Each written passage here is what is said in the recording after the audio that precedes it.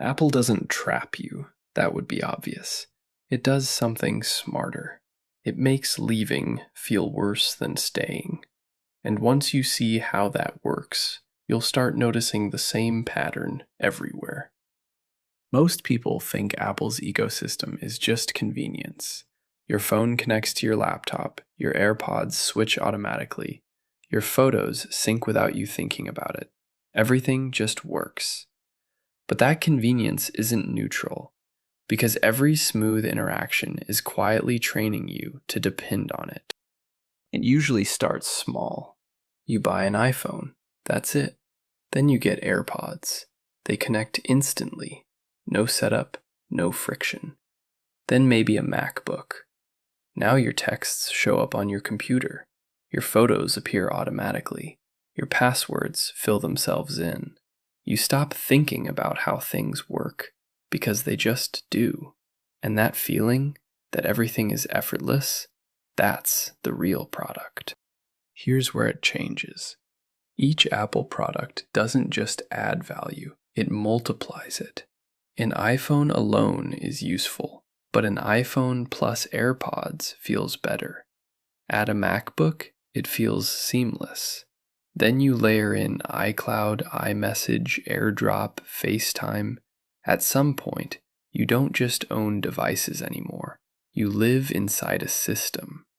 And once everything is connected, disconnecting anything starts to feel wrong.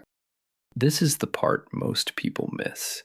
The lock-in isn't the hardware, it's your behavior. Your messages are in iMessage. Your photos are in iCloud. Your files are synced across devices. Your passwords are stored in Keychain. Even the small things matter. Copy something on your phone, paste it on your laptop. Unlock your Mac with your watch. Send files instantly with AirDrop. Answer calls from your computer. Individually, none of this is a big deal, but together, it becomes your normal. And once something becomes normal, anything else feels broken. Now try leaving. You switch to Android. Technically, nothing stops you, but immediately things feel off. Your iMessage turns into green bubbles, group chats break, videos get compressed, reactions don't translate. FaceTime is gone. AirDrop is gone. Your Apple Watch doesn't work. Your photos need to be moved. Your passwords need to be exported. Your apps need replacements. Individually, none of this is hard, but together, it's friction, and friction compounds. One inconvenience is fine. 10 small inconveniences feel exhausting. So most people don't leave, they upgrade. And this isn't just Apple. Spotify does the same thing. You build playlists for years. You follow artists. You train the algorithm to understand your taste. Switching platforms isn't impossible, but you lose your history. Your recommendations reset. Your music feels worse. So you stay. That's the pattern. This is called switching cost, and it's not just money. It's time, effort, confusion, risk. But more than anything, it's the fear of losing convenience. People don't choose the best option. They choose the option that feels easiest without disrupting their routine. That's Apple's real advantage. Not specs, not design, friction.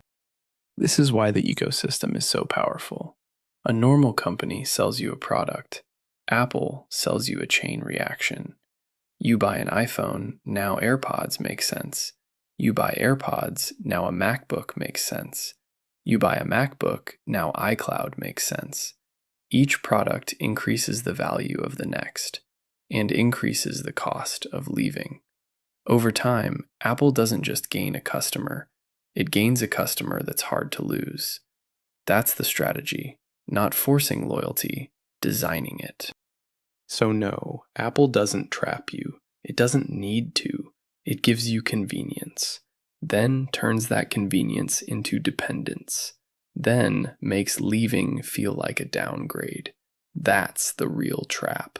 Not that you can't leave, it's that leaving feels worse than staying. And once you see this pattern, you'll start seeing it everywhere. If you want more breakdowns like this, subscribe.